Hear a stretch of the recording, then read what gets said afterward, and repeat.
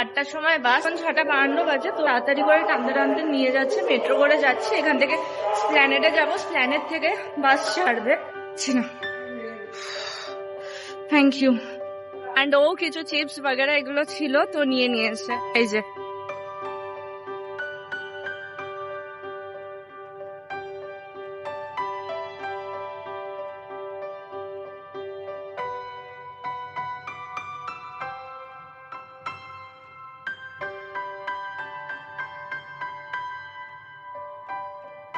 আমাদের শ্যামলীপুরীর বাস, এই দুটো এক্সপ্রেস লাইনের। আর তোমার এটা হচ্ছে আই লাভ শ্যামলী। আমরা যাচ্ছি শ্যামলী করেই। আমাদের টিকিটটা বুক করা ছিল আজ থেকে 2 উইকস আগে। তো যেই রেটে ছিল এখানে অনেকটাই ডিসকাউন্ট পেয়েছিলাম আমরা। লেবু চা, হ্যাঁ খাবো।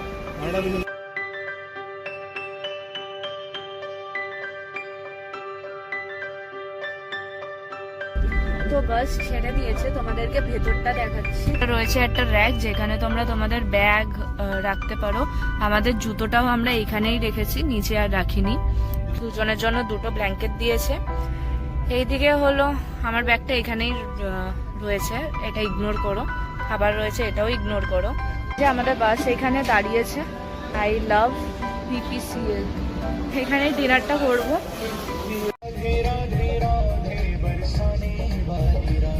মর্নিং শো সকালবেলা এই 6:30 নাগাদ আমরা নেমেছি বাস থেকে। পুরী যে মাসির বাড়ি বাস স্ট্যান্ডটা রয়েছে সেইখানেই। এই দেখো আমাদের স্প্ল্যানেডের বা আমাদের কলকাতা অবস্থা আর এখানের অবস্থা। এখানে দাঁড়িয়ে সবাই auto auto auto auto auto করবে বাস থেকে নেমে। আর 200 টাকা করে চাইবে, 200টা 150ও চাইবে। তো দেখি এবার এই জিনিসটা আমাকে ও এতক্ষণ ধরে বলতে বলতে নিয়ে এসেছে যে বাস স্ট্যান্ডের বাইরে গিয়ে কিছু পেলে সেটা করে যাবো। আরে আদৌ পাবো কি না। দিয়েছে 150 টাকা, আমাদের যাচ্ছে 120 টাকা আমাদের ভাড়া। এটা হচ্ছে আমাদের গভর্নমেন্ট স্ট্যান্ডার্ড। দেখো জায়গাটা কি সুন্দর লাগছে।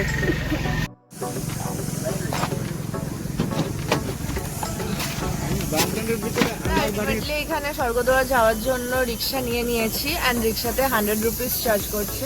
অনেকটাই কম, অনেকটা মানে অনেকটাই কম, হাফ নিচ্ছে। তো স্বর্গদ্বারে আমরা রিক্সা করেই যাব। আমাদের মিনিমাম ভাড়াটা হচ্ছে 150 টাকা এখান থেকে স্বর্গদ্বার। কিন্তু আমি সেখানে যাবো মানে ফেলানোর রেট তুমি একদম এক সাইড দিয়ে চলো, ঠিক আছে? প্রচুর কুয়াশা, একদম এক সাইড দিয়ে টুকটুক করে চলো। এখানে দেখো বেশ সুন্দর কাকার সাথে গল্প করতে করতে যাচ্ছে।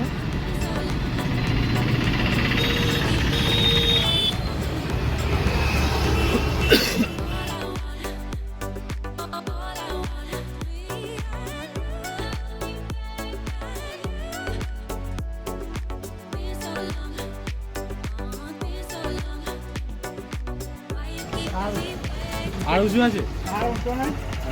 স্বর্গদ্বারে অলরেডি ঢুকে গেছি। এই যে সি বিচটাও দেখা যাচ্ছে।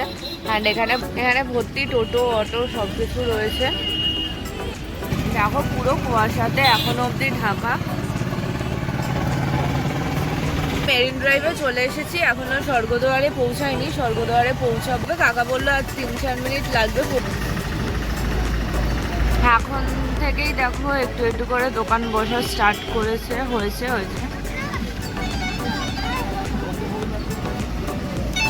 সেইখানে গায়ে মাথা দাঁড়িয়ে আর এই যে যাচ্ছে উনি।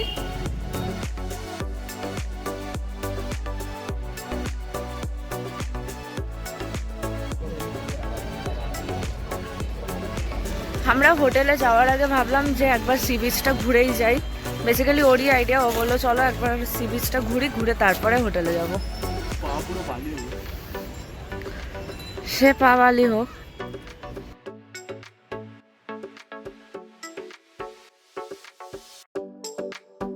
উফ কি যে শান্তি লাগছে। দেখো এখানে জলটা দেখা যাচ্ছে।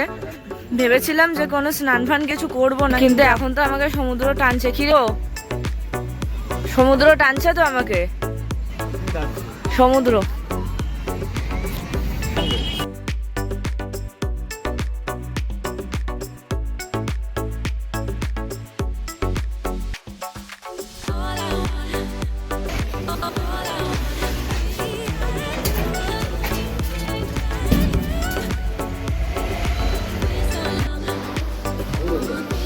So আজকের হলো পুরীর ফার্স্ট ডে অ্যান্ড ব্লগের সেকেন্ড ডে। তো আমরা পৌঁছে গেছি হচ্ছে হোটেলে। এখানে বিদেশি ইন বলে একটা হোটেল ছিল, সেখানেই চেক ইন করেছি। এখানে এসে আমরা হোটেলটা বুক করেছি, আগে থেকে বুক করিনি। 1000 রুপিস নিয়েছে একদিনের জন্য, ঠিকঠাকই আছে। যাই হোক, good morning everyone, welcome and welcome back to the channel. So I hope তোমরা সবাই অনেক ভালো আছো। তো আজ আবার একটা brand new day with a brand new blog. আজকে ব্লগটা আমি স্টার্ট করছি কোথা থেকে না, হোটেলের রুম থেকে। তো এখন আমরা রেডি হবো, রেডি হয়ে ডিরেক্টলি চলে যাব মন্দিরে। মন্দিরে তো বলছে যে ফোন অ্যালাউড না, অ্যান্ড রেডি হয়নি, পুরো মেকআপ তুলেছি কালকের। মেকআপ আমার ক্লিন করা হয়ে গেছে, ফেস ক্লিন পুরো। তো এখন আবার রেডি হবো, রেডি হয়ে তারপর বাদবাকি ব্লগটা করছি। তার আগে আমি তোমাদেরকে হোটেলের রুমটা দেখিয়ে নিই। এই দেখো, এই যে একটা মিরর আছে, এখানে একটা ওয়ার্ড্রোবের মতন আছে, মানে চওড়া না, যাই হোক। এখানে ব্যাগ জাস্ট ঠিক আছে, একটা ব্যাগ রাখার জন্য উপরে আছে। এই দেখো, এরকম একটা ওপরে থাক রয়েছে, নিচে একটা থাক রয়েছে। আগে জানলার সামনে ও বসে আছে, টিভি রয়েছে। টিভি চলে না, না টিভিটাই চললো না। বাথরুম নো ডাউট ক্লিন আছে। তো আমি তাড়াতাড়ি করে রেডি হইনি, 32 বাজে, তাড়াতাড়ি করে রেডিটা হও।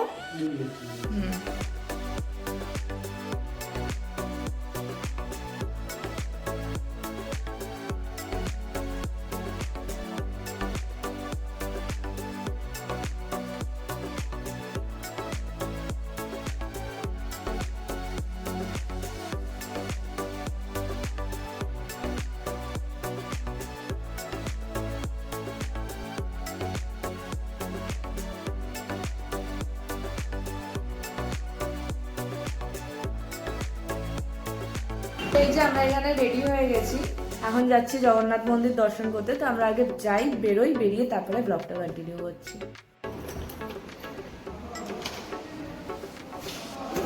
এইটা করিডরটা, আর এই যে আমাদের রুম 303,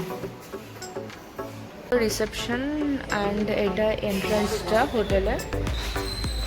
আর ঠিক এটার পাশেই রয়েছে এই যে রেস্টুরেন্টটা।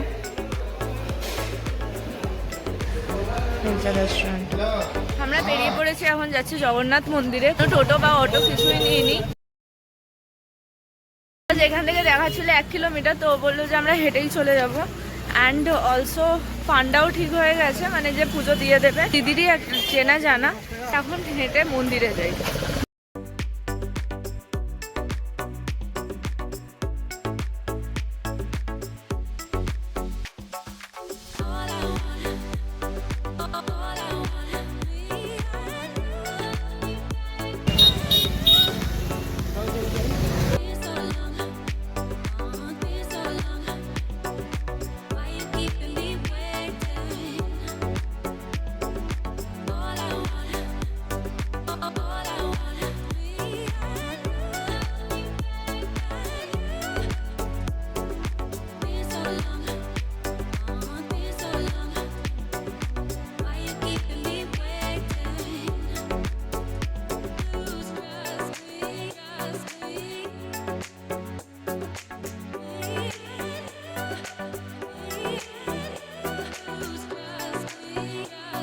আমরা এই জাস্ট পুরীর মন্দিরে ঢুকে গেছি। এবার ভেতরটা কতটা কি করতে পারবো শ্যুট জানি না। আমরা ফোন করব পণ্ডিত মশাইকে, এখন ফোন করব, ফোন করে দেখবো উনি কোথায় আছে। পশ্চিম গেটে দাঁড়াতে বলেছিল, তো কলটা করে তারপরে আবার দেখছি যে কতটা কি ভেতরে তোমাদের জন্য শ্যুট করতে পারি। আমাদের পুজো দেওয়া হয়ে গেছে, এই বেরোলাম। আর যিনি মানে দিদিরই পরিচিত একজন পান্ডা রয়েছে এখানে, তাকে দিয়ে পুজো দেওয়ালাম। তো খুবই ভালো পুজো হয়েছে। এখন খুব জোর খিদে পেয়েছে, যাবো কোনো একটা রেস্টুরেন্টে, দেখি কোনটা ভালো, সেই অনুযায়ী গিয়ে তারপর এখানে খাবো।